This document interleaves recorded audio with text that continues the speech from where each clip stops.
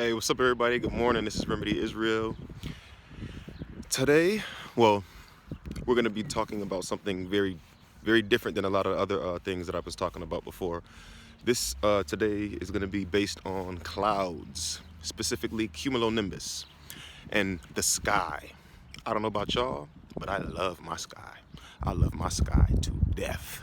It does so much, so much very important, significant things for us. Very, very, very, very important. I'm trying to see right now what are these ones right now.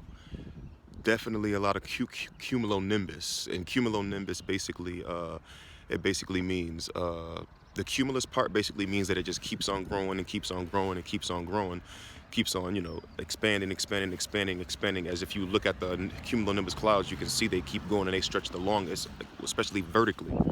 But yeah, they can also produce. Well, as a matter of fact, let me get into the Latin.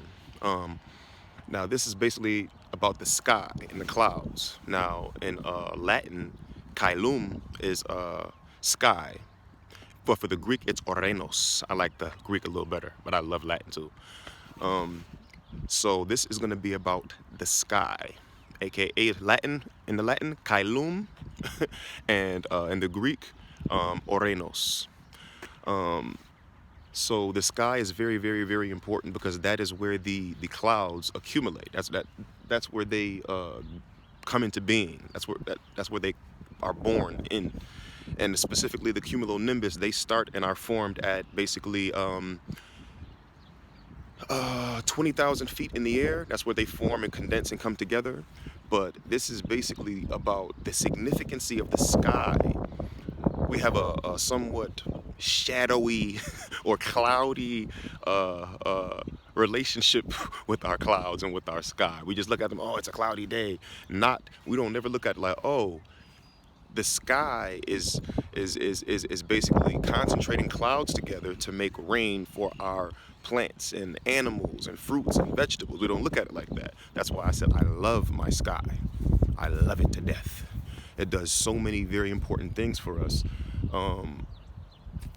Through a diabatic cooling, the process of a diabatic cooling, the sky does so much. Some clouds stretch for over countries and continents. That would probably be the stratus clouds. And then you have some altostratus clouds. Those are the sheets, the long sheets across the sky. They also produce snow too. But right now I'm focusing specifically on the cumulonimbus. That is what I mostly see right now. But also, if you look, you don't really see no gaps in the sky. When you don't really see no gaps in the sky, it's probably not cumulonimbus no more. It's a variation of stratus clouds. And all these other clouds usually go, sideways. But the cumulonimbus, it builds vertically. It goes up and up and up and higher and higher and higher and higher.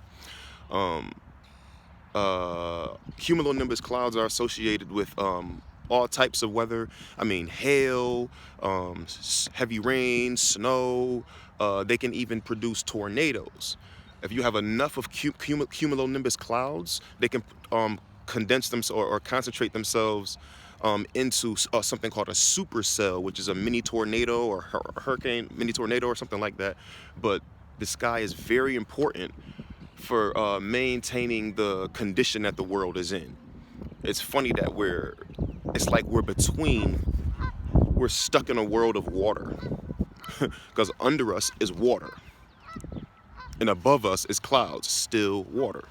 And we're stuck in a world of fire, kind of. Well, it's a little different with that one because the sun is above us and so much stars in the sky. They're, basically the same, well, similar to that too. But, and then you have the lava under us. So it's like the world is like patterning itself in different ways, but in some of the same ways. But the sky basically gives us all our weather, and the wind blows it over all of the continents. So we need to have a more of a we need to stop having a cloudy relationship with our clouds and with the sky and everything like that. A whole lot of things get cleaned and filtered out through the trees, and through the evaporation of water from all the oceans, from them rising up in the sky, and then coming down, being filtered and cleaned through the plants again, and everything like that. So the sky is very, very, very, very important. It's very, very important. Um, you have a lot of different types of clouds. The cirrus clouds form at very, very, very high levels in the atmosphere. Um, I think it's about 4 miles up, I think, if I'm not mistaken. But they're very, very high, and those are the little light. They look like feathers or tails or something like that. Real soft and fuzzy looking and everything like that. Then you have the nimbostratus. Those are the rain clouds. Some of those can be, I think, maybe 300 feet. The lowest could be like 300 feet. And those ones get very dark too. And the reason that the cumulonimbus, as a matter of fact, let me talk about the, let me see. If I didn't already say about the cumulonimbus, because those ones grow so wild and puffy and all crazy looking and stuff like that, but they're beautiful. That is when there's a instability in the atmospheric pressures, like everything is uneven and you see the clouds get, the hot air pushes it all the way up and it grows vertically instead of going to the side. As you see, it's snowing right now, and I think dealing with the snow, when a lot of trees are burning or anything like that, with condensation nuclei, how rain gets formed, the opposite would be sublimation nuclei with the snow. As we're seeing snow down on me right now, it comes from a lot of burning of trees. And burning of trees are very, very, very important. But we're going to stick basically to the sky. Caelum in the Latin and orenos in the Greek. So I just wanted to make a video about clouds and how very significant they are to our everyday existence in this world. We would not be anywhere without the clouds, the sky. We wouldn't be anywhere without it. The plants and the animals would never get any refreshed, recycled, recleaned water if it was not for the sky and the clouds and the tree. Everything working together in harmony. Everything working together in harmony.